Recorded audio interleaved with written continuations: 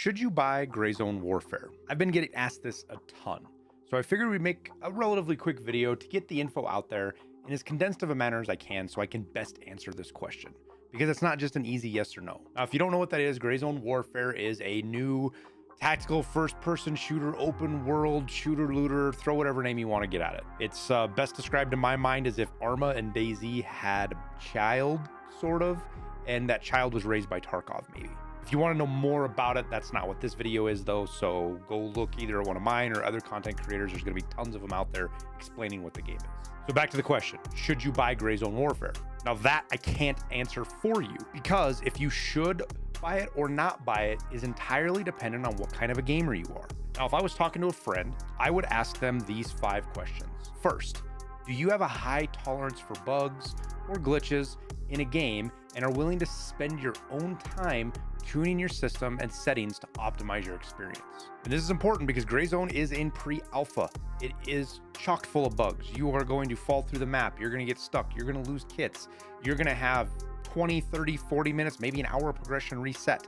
It's going to happen. I can promise you that. And on top of that, if you want to actually get your game running well, you are going to need to spend anywhere from 10 to 20 minutes to an hour tuning your system. It just kind of depends on if somebody's got a guide for your specific equipment or not, but it's going to take some time to get it dialed in and get your game running as best as it possibly can on your gear.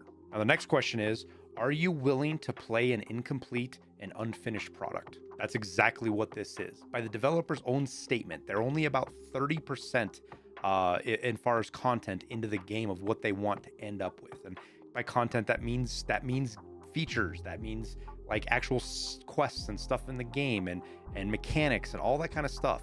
It's very far from complete. So there's going to be holes, there's going to be lacks. The game right now is shallow. It is not a very deep game because it's not a game. It's an alpha, a pre-alpha. So that is a very important distinction. Now, the next one is, have you read the early access description on Steam? Now, there's 2 here, actually. There's Steam's definition of early access and then the developers.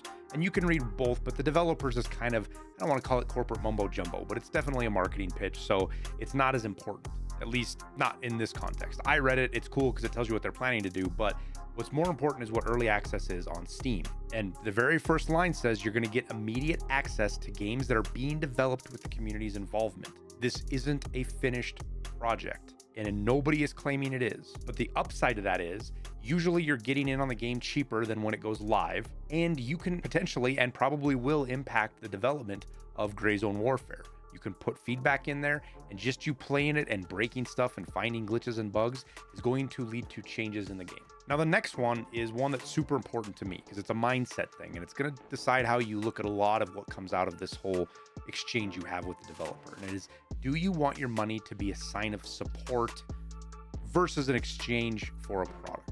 Now, I'm not saying you're not buying a product. You are. If you want to get into the nitty-gritty of contracts and stuff, you're signing up for something that's a product and you're supposed to get it and all that. I'm not saying not that. This is, like I said, this is more of a mindset thing.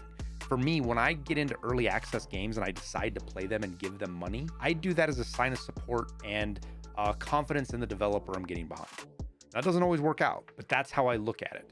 So for me, if I get, like for Tarkov, for example, I got 10,000 hours out of Tarkov and I paid $145 or whatever it was when I bought EOD, I got my money's worth out of it. There's been some controversy with Tarkov about not fulfilling contract or whatever. And despite all that, I wouldn't even ask for a refund, even if I was entitled to one, because it wouldn't feel right because I got 10,000 hours out of the game. And I look at Gray Zone the same way. I have already gotten 70 hours out of the game, maybe 80, because I got to play the content creator playtest, and I'll probably get another at least 80 out of it here in the next couple of weeks. Will I get much after that? I don't think so. Not right now, not unless they do a big content patch. But that means I'm going to get 150, maybe 200 hours out of $35, which I can't say 35 because I did get the game for free, but I've bought the game for other people. I've thrown a couple $100 as a developer because I do believe in it. And I will upgrade eventually to the higher standard or the higher versions, the DLC or whatever you want to call it, once I play through on the base model. And that's because I believe in the devs. So that's a lot of explanation there, but an important one. And then the last one builds off of that. Are you okay with only getting 70 or 80 hours out of your purchase? And I say that because that's where I see at about right now for maybe your average gamer. And mileage will vary. Some people are going to get 20 or 30 and maybe get bored with it and not want to keep, or maybe it gets too hard, or another game comes out and they just don't come back. Some people are going to get 100, 120 hours out of it. I think one of the content creators, Gingy, I think she got like 110 hours in 7 days.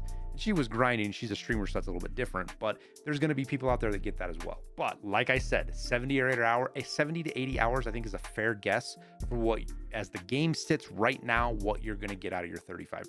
So altogether, if you answered yes to all of these questions, then I'd say you're probably pretty squared away and should be fine getting Gray Zone Warfare. And again, this is all assuming that you enjoy tactical, hardcore first-person shooters with survival aspects and stuff like that.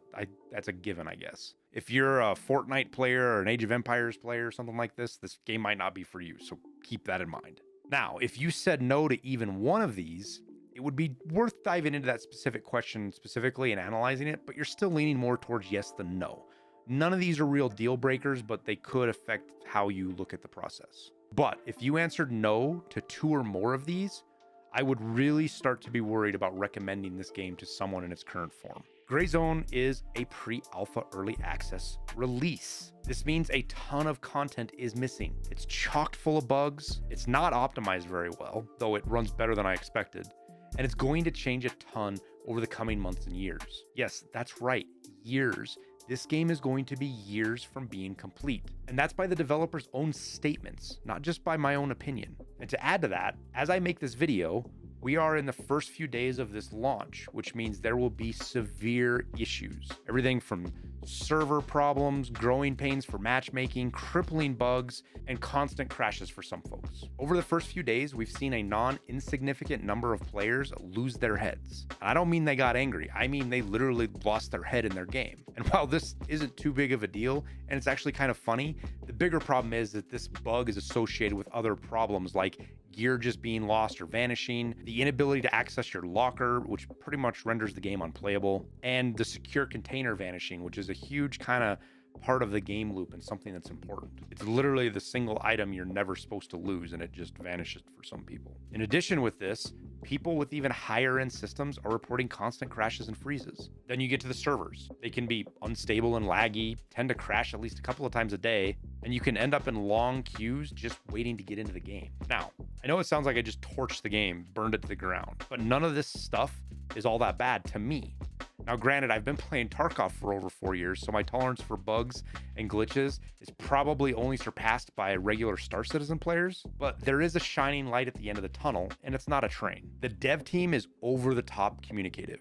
They are constantly saying what they're doing. They're doing podcasts.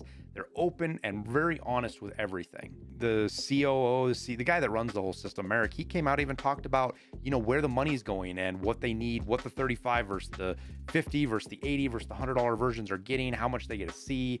It's stuff that you don't normally see from the developers. On top of that, they've already pushed out 2 hotfixes in 3 days, trying to get some of these worst bugs under control. Some of these guys are literally working all night because they are a small dev team. They've also started in the info gathering process to make sure that they can return lost starting gear to all the players who lost it because of some of these bugs. Like I said, this is an indie dev. They don't have hundreds of people, let alone thousands of them working, which means things take longer. So even if you said yes to all 5 of these things, maybe you should wait a week or 2 from the release. That way, at least some of the worst bugs get sorted out and you don't have to deal with them. Do not let FOMO run you face first into a wall.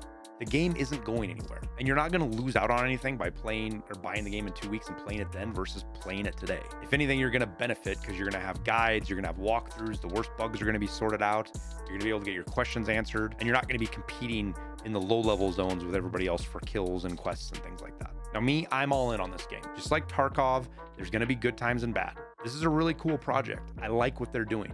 I enjoy the people.